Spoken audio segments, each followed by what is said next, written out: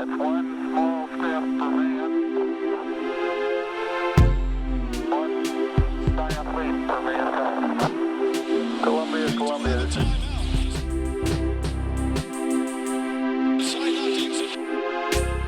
Houston, AOS, over.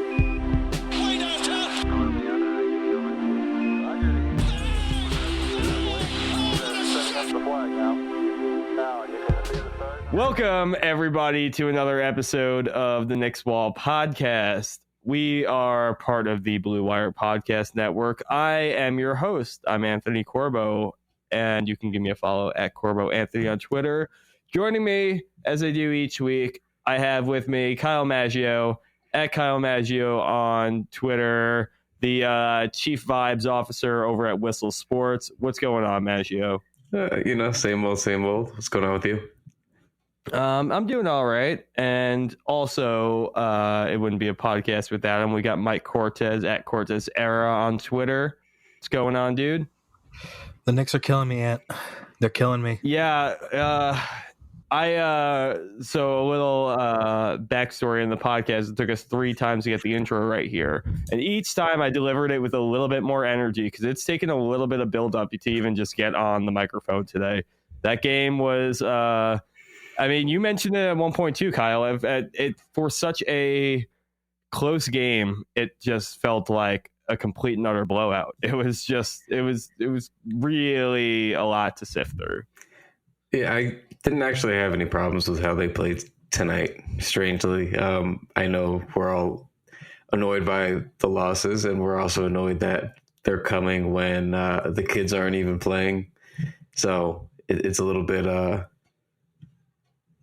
it's a little bit frustrating that there's not even a little bit of development being committed to. But, it just seems like nobody really cares right now. It's kind of sad. I thought they played pretty well, all things considered, tonight.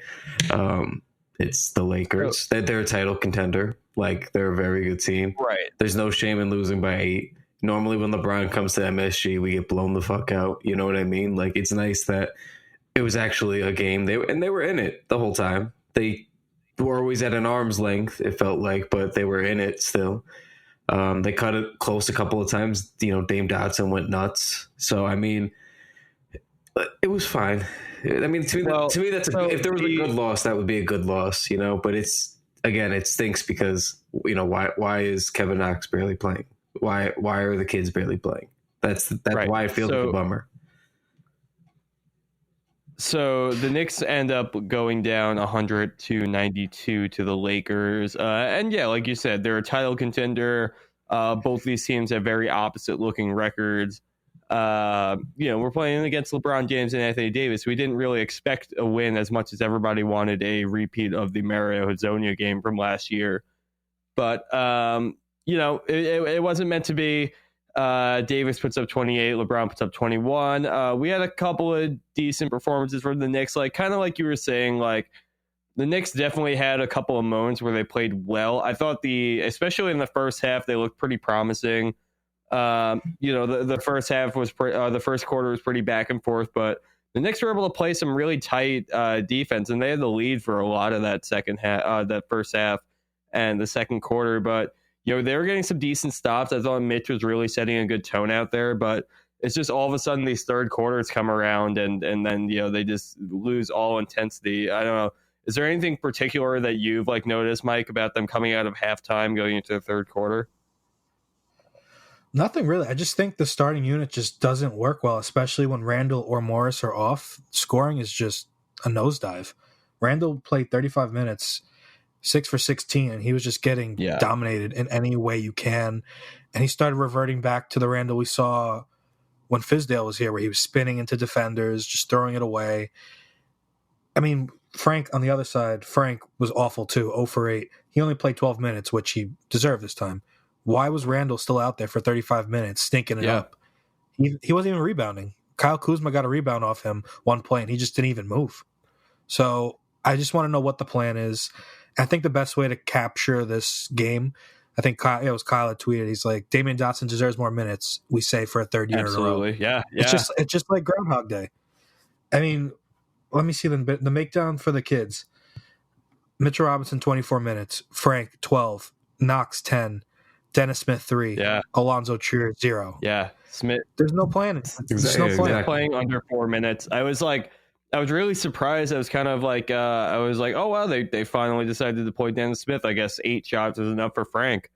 But yeah, clearly just, I mean, he wasn't good. I mean, in 4 minutes, he was a -9 out there. So like, yeah, he was awful. He was awful. I mean, yeah, he looked like he did not belong in the game, and 4 minutes tells you all that. But yeah, I mean, defensively, it was a shit show out there. I mean, LeBron was just taking Knox to town every time he could. I mean, like, honestly, when we talk about Frank, like, he did have some decent defensive plays. Like, in the first half, there were some like really nice opportunities for him, like passing the ball and like just driving inside and being able to try to make things happen from there. Like, I did think he was being pretty aggressive. We saw with the missed dunk, and former TKW member Matt Spendley tweeted, "One day Frank's actually going to make one of those dunks." And I thought that was pretty spectacular, considering he's had like 5 of those opportunities at this point. But yeah, like, I was excited at the beginning, but it's just like these last couple of games, he's fallen off a cliff. Trier still can't get any minutes. We finally got Dotson some time and stuck with him, and like, he had to really fight to get 27 minutes in this game. Knox's minutes are way down. We're still watching Bobby Portis take 8 shots a night. Like, we're cooked. It's gross. Now, the thing with the fact that Frank has to take 8 shots is a bigger problem. I agree with that. He has to take 8 shots. Yeah. Like, where the fuck is everybody else? Bullock's still a little rusty. He still hasn't gotten in a groove. There's just no scoring. And I feel like we're just saying the same arguments we've said for the last 3 years, where it's, why are the veterans getting longer leash than the young kids? Dennis Smith was bad, but he played 4 minutes. What the hell are you going to do in 4 minutes? Yeah. Like, he missed 13 games. Let him get some run. I know it was a close game, but like I said, Randall he wasn't doing anything to help you, and he was out there. This is part of my issue, too, with parts of development that I think people overlook. It's, everyone's like, oh, Mitch plays better off the bench. Mitch plays better off the bench, right? Well, why is that? He's playing a lot of second units. Part of development should be, okay, you're dominating the second units. You should probably start trying to see if you could dominate the starting units, like we saw him do already for like 30 some odd games at the end of last year. Like, at some point, you got to graduate him a bit. At some point, you got to like up the challenge. And that's playing against good players. It's not just shoving Kevin Knox into a game to play the bench unit for 10 minutes and then taking it back out. It's like actually getting meaningful minutes against good players, good matchups, and it's sink or swim time, man. Like, guys like Kevin Knox, guys like Frank Ntilikina, guys like Dennis Smith Jr., like, they gotta, it's put up or shut up time, not just for their time with the Knicks, like for their time, their careers, period. Like, you guys got to start showing something to, like, Frank has shown he could be useful, but he's very inconsistent. Like, Kevin Knox just disappears, quite frankly, everywhere. It's a lot of these little things I got to get a grip on. And it's unfortunate that we always end up in these situations with these players, but they also got to be able to play through and adjust and learn. And, like you said, like, we've seen Frank be more aggressive, especially this last month or so. I know he's dealing with the groin on and off now, but, he even going back to that game in Utah, I mean, he's been more aggressive. His per 36 numbers are really good. And it's like, play him more, man. Just play him big minutes. See what happens. Same thing with Knox. Like, yeah, I'm hard on both those guys, but how do you know if they're going to play better or worse against better competition, or be able to grow and adjust and improve? Like, how do you know? We never get the answer to that question, and that's the problem. You know what I mean? Like, yeah. It doesn't even matter how you feel about any of the kids as prospects. Like, they need to play. Like, it's frustrating. And then we're going to do this again. These guys are going to walk, and then it's the same old. And then again, we're going to sign short-term deals next summer with nobody meaningful. And it's like, it's just frustrating. Again, what is the plan? Like, is it the kids? Because it doesn't look like it. They don't play. Yeah, there's nothing like the Knicks have to lose by playing these kids. Like, it's obviously we're at a point where, like, all of them are struggling a lot more at this point in this career in their careers than anyone would have really thought they would. Like Frank and Dennis Smith Jr. are in year 3 at this point. Kevin Knox is getting towards the end of year 2 now. Like, but at the same time, when we evaluate them, like, okay, we knew with Knox and Frank, like, they're very young players. They're not going to come around until at least 2 to 3 years in. Like, that's fine. They should have shown a little bit more than this. The other side of that is that they really haven't had the opportunities that they really need to show that. Like, consistent 30-minute a night without getting yanked in and out of the lineup. It just hasn't been there for them. And I don't know. They're at a certain point, you just got to get them the minutes that whether or not they deserve it, whether or not they've earned it or not. You just kind of got to put them out there and stop dicking around with all these vets out there who are just kind of eating up space. And Bobby Portis putting up 8 shots a night. Knox is a rhythm shooter, right? So a rhythm shooter needs to be in rhythm. How the hell is he going to get a rhythm if he's playing? He's averaging 17 minutes a game over his last 10, and he hasn't eclipsed 25 minutes in his last 5. I don't understand how they want them to develop if he's not playing. You can't just randomly throw these guys in there. It's the same problem we had with Frank and Fizdale last year, and now it's happening with Miller and Knox. Like I said, I don't see the end game here. Makes very little sense to draft guys to then not play them. Yeah, and then tout it like, we have a young core. It's like, no, we don't. We just have a bunch of 20-year-olds we don't want to play because we signed 30-year-olds. So anything else to go to from tonight's game? Obviously Dennis Smith getting a couple of minutes is not good, and he's obviously going to be talked about a little bit more as the coming weeks with the trade deadline coming up. Alonzo Trier not being able to get off the bench in this one. He is just kind of toiling away down there, especially in a game with Smith struggling, Ntilikina struggling. Peyton played okay, but still had his moments too. It's just kind of. Do you guys think he's going to get traded? Because it's just kind of crazy to me that he can't get off the bench right now. I hope so. He's, like I said, this was the perfect game for him to go in there. The Knicks only lost by 8, and they couldn't really score a whole lot. This was the perfect game for Miller to just throw Trier out there and say, hey, create something out of nothing if you can. It couldn't be worse than what Randall was doing out there. I mean, 6 for 16. Frank was 0 for 8. Yeah. Bullock didn't really add much.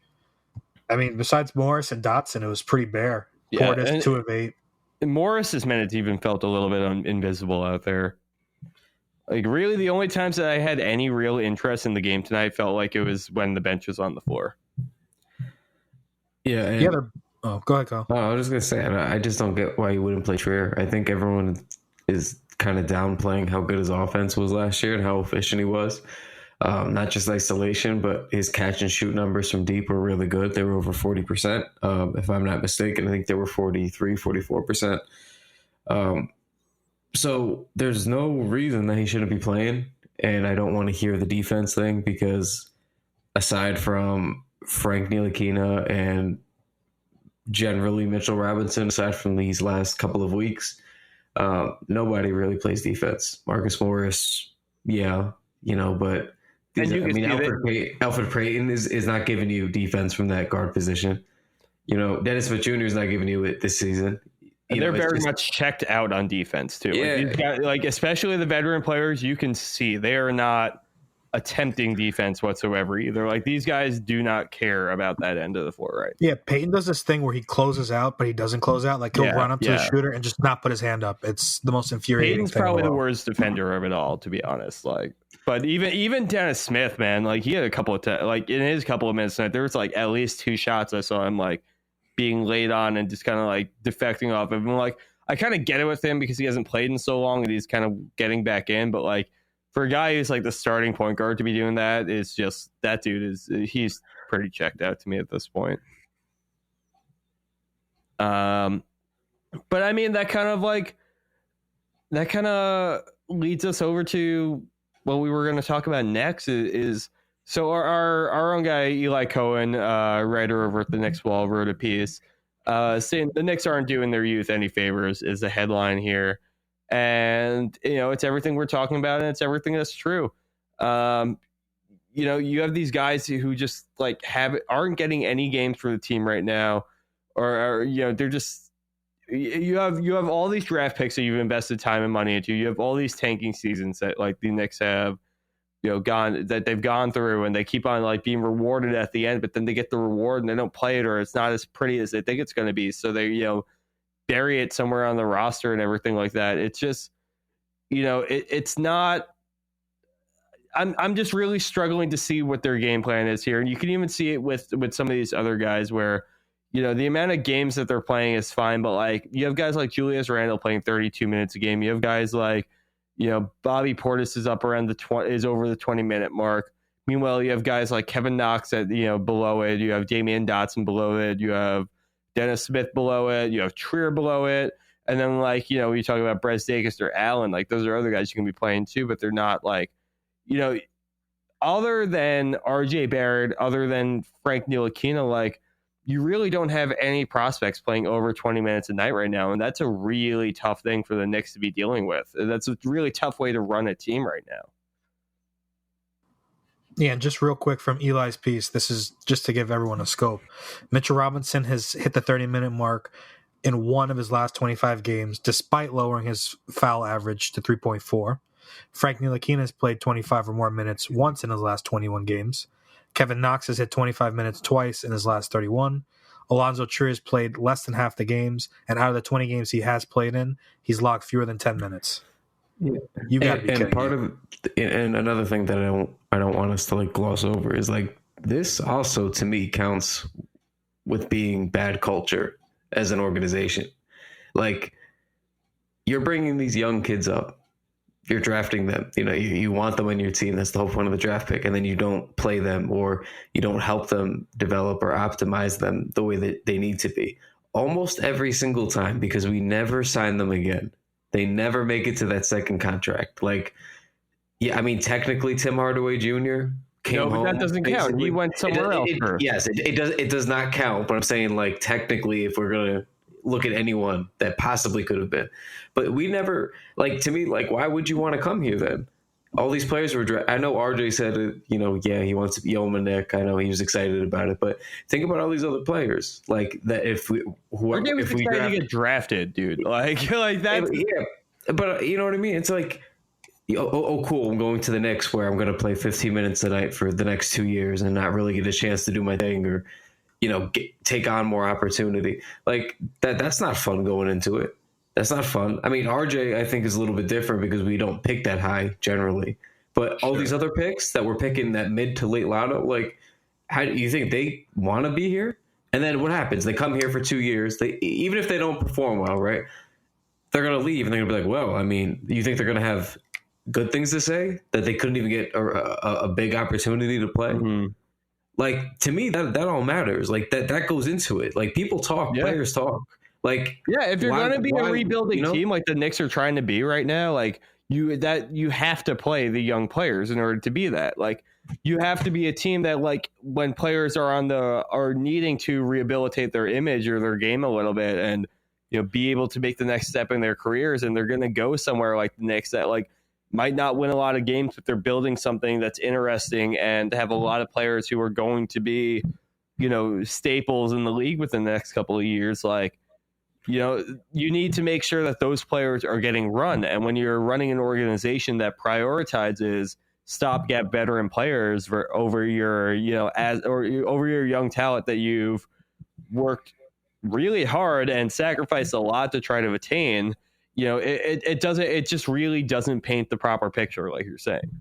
So, not to change the subject too abruptly, but, per Ian Begley right now on SNY, some within the Knicks organization see Malik Monk as a potential trade target.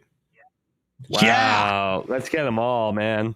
Let's get that whole class in here. Yes. Yeah, I mean, as always with our shitty, stinky team, I'm open to any young player. No, let's keep on taking swings at the 2017. I mean, one of these times, right? I mean, one of these times we're going to hit. All right, if they get Malik Monk, please, for the love of fucking God, just develop him as a six-man. That's That's what he has to do. Don't try and turn him into a point guard. Don't try and turn him into your starting shooting guard, Tim Hardaway Jr. 2.0. That's your sixth man if you can get him. Try and create that because you already screwed up. What do you think a deal would look like then? Because that's the Hornets. So what would the Hornets be looking for? Maybe Dennis. I mean, if Dennis's value plummets that much, what can the Wolves really give us back in return? That's the only other team I can see wanting Dennis. Like, I think Devontae and Dennis theoretically works. I can see them swing on him, but like at the same time, he's from Carolina. Like the whole. At the same time, though, you think maybe they'd want like a Marcus Morris? You think maybe that's how close are they? Let me take a quick look. Maybe they're trying to win. If they're trying to win, yeah. I mean, I would trade more. I mean, what else are they really got? Yeah, they're in the 11th spot. They could make the playoffs, which is bananas. I mean, maybe. What's this roster looking like? What would they need? Like, they just shoot a lot of threes, so I think that's what I'm saying. Like, if you put Dennis there, he can't shoot, obviously. But Mook would. You could, Mook would probably be a better fit.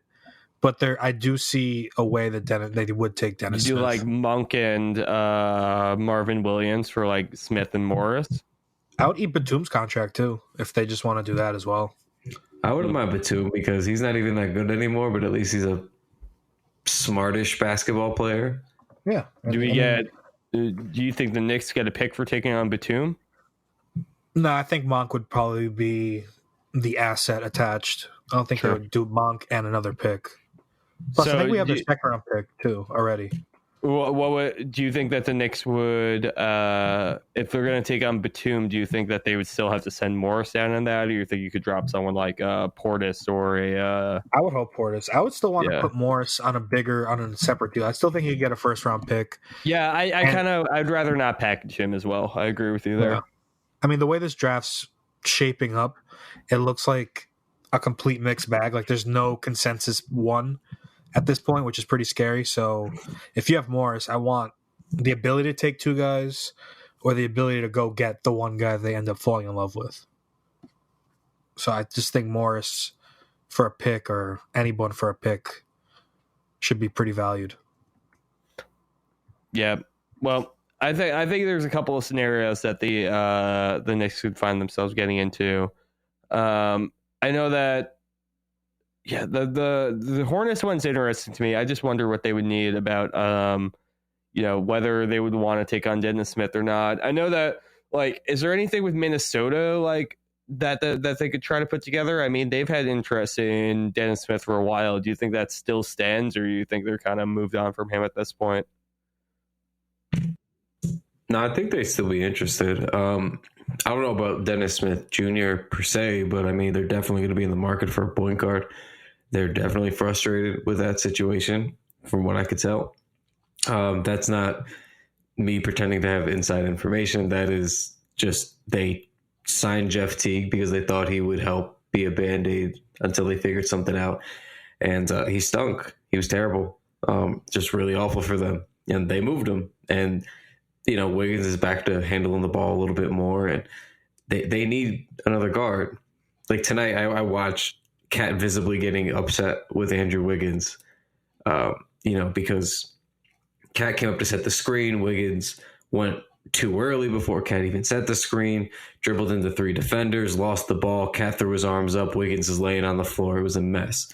Like, were they even starting at the one right now, Culver? I was just looking at their roster. I mean, Napier maybe. That's disgusting. They have Napier and Jordan McLaughlin are their point guards on the roster right now. I guess maybe Culver if you want to consider that, but they have noted point forward Noah Vonleh. Maybe he could do something for them. There you go. Yeah, man. Yeah, but at the same time, a team like that, I have a hard time believing that a team like that is going to think that Dennis Smith Jr. is ready to step in and be a backup point guard for them, or even a starting point guard for them, Compared to what they have, though, it's Dennis Smith is way better than Dennis any Smith guard couldn't on that stay on roster. the floor for 4 minutes tonight. Yeah, no, I'm just saying that's how bad it is. Yeah, I'm still holding out hope that I think there's a good player there. I mean, I know I do too, but damn, dude. Not this year. There's not. Look, not this year. It's been really bad this year, but I feel confident in what I saw the first couple of years in terms of at least being a passable playmaking guard that can get to the rim, like a really shitty version of Derrick Rose, you know, like a bare minimum version of that, and like the good Derrick Rose. And it's like, I don't know. I feel like that's there if you just give him the space and opportunity to like when he came to New York last year, after he hurt his back, you know, the jumper wasn't there, but he still knew like, all right, I'm going to play 35, 36 minutes a game. Like I'm just running. Like whole game, he's like attacking for the most part, like playmaking. He's like throwing dimes cross court. Like he's got to be able to play. I'm not saying that's the only issue because he stunk this year too, but I think if he goes to like a new situation and they kind of like go, look, man, you're going to be back to playing like X amount of minutes. Like you got to get your shit together. I think then is when we'll see what I think he's supposed to be. But so let's go in on this a little bit because I want to know what of the prospects of the players that the Knicks have on their roster who you would consider to be prospects. Who would you consider moving at this trade deadline at this point? Are there any players on the roster right now, I should say, because this is where I feel like a lot of people are with Dennis Smith, where you just feel like the best move would be to capture what value you can from them right now and move along. Is there anybody, do you guys agree with the Dennis Smith sentiment at that point? And is there anybody else on the roster who you would see being in a similar position? Yeah, completely. I'd move almost anyone except RJ or Mitch. I'm open to anything. Well, realistically, what do you think? Like, let's go player by player here for a minute. Then let's start with one of the big guns. Let's start with Kevin Knox here. If the Knicks were to move Kevin Knox this offseason, and you know, regardless of the circumstance that it would take for them to get to a position, I feel like the Knicks would be rather stubborn about Knox. But if the Knicks were to move Knox this offseason, you would want that to command what return? I would keep him. I really don't see anything of value that they can get at this point. Okay. Unless somebody comes way over the top, I don't see anybody taking a risk on him. So I would just try and build his value up best you can. Perfectly fair.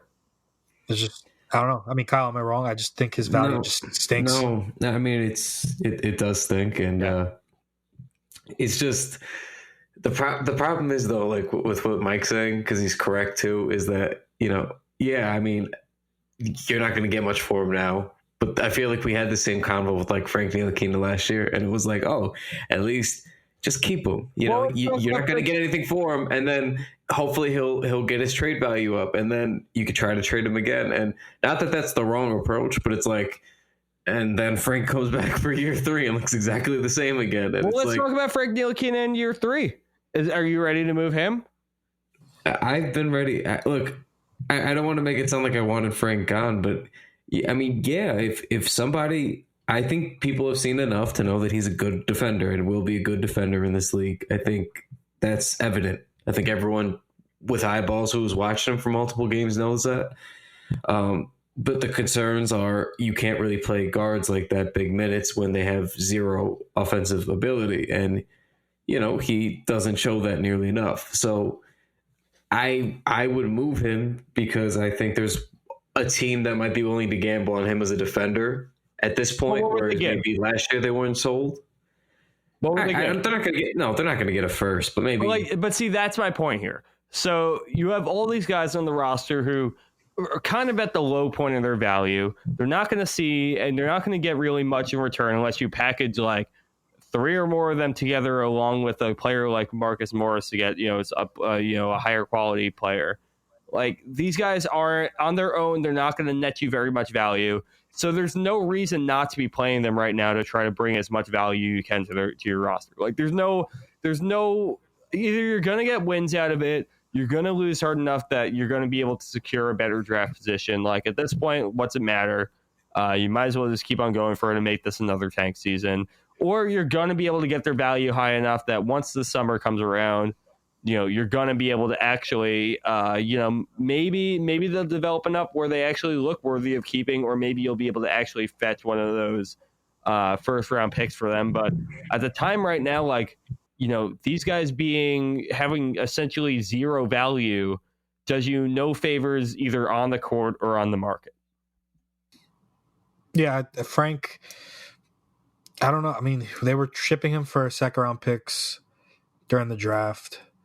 I still would keep him just for the reasons you guys said, where he might not net where it's worth the payoff. I think Dennis Smith and Alonzo are probably the only ones that are going to get something that the Knicks can use this summer.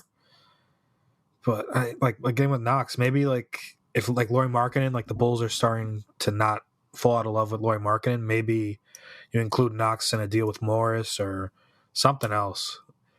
Maybe they can be in a deal like that. Yeah, Brian Gibberman brought up one that was something like, I think it was Dennis Smith, Bobby Portis, and someone else for Otto Porter and Lauri Markkanen, which would be great, but I think the Knicks would have to give up at least like one of those Dallas picks, which I wouldn't be super opposed to. Like, I like both of those guys as options for the team moving forward. Well, I thought that too, but Brian made a good point. He said Otto Porter's contract's pretty gross, so that alone is it's not helping super long though. I'm trying to look it up real quick. Isn't it for like 3 more years at least? I don't think it's for 3 more years. Yeah. I think is it for 2 maybe, or is it for 3? I don't know. He's 1 more year. Well, he has a player option, so 2 more years at $28 million a year though. That's pretty hefty. Guys, I don't want to put a damper on this conversation, but I would just like to bring it back. I'm good with that for next year. What are you saying, Maggio? I would like to bring it to everyone's attention, fans of the Knicks and otherwise, fans of just basketball in general.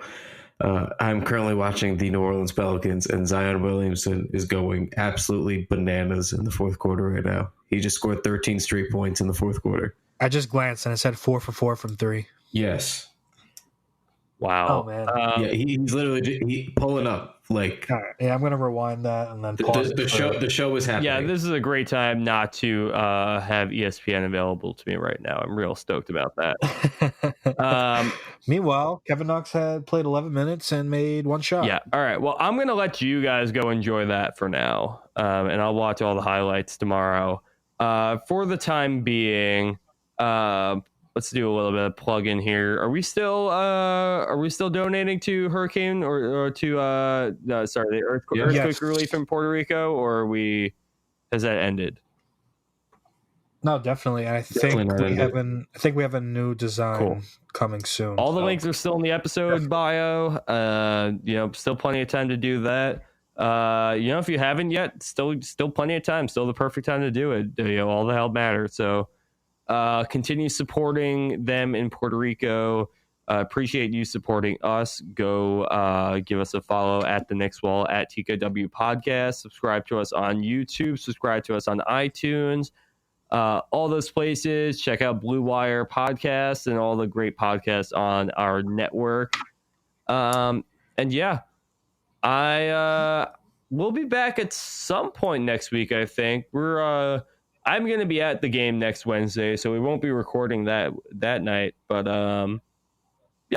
we are. Who are we playing in the next couple of days? We got Raptors on Friday, Nets on Sunday.